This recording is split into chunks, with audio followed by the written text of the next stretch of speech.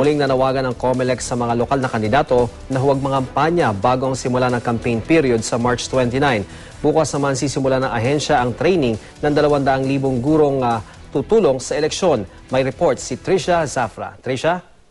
Iyan, abala na raw ngayon ang COMELEC sa training ng teachers na magsisilbing Board of Election Inspectors sa eleksyon. Bukas, February 25, iyan magsisimula ang kanilang 2 araw na training ayon sa tagapagsalita ng COMELEC na si Attorney James Jimenez. Ngayon pa lang daw may mga guro ng bumiyahe patungo sa mga probinsya para sa kanilang pagsasanay bukas.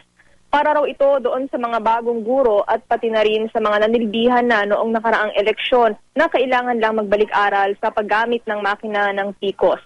May 200,000 guro ang inaasahang tutulong sa eleksyon sa darating na Mayo. Naikipag-ugnayan na rin daw iyan ang COMELEC sa DepEd para hindi na raw maulit ang problema sa pagbabayad sa mga gurong nagsisilbi sa eleksyon. Hindi pa raw pinal kung magkano ang ibibigay na allowances sa mga guro ngayong eleksyon pero titingnan daw nila kung paano ito tataasan para matulungan ang ating mga guro. At yan ang latest mula sa Maynila. Balik sa iyo, Ian. Maraming salamat sa iyo, Trisha Zafra.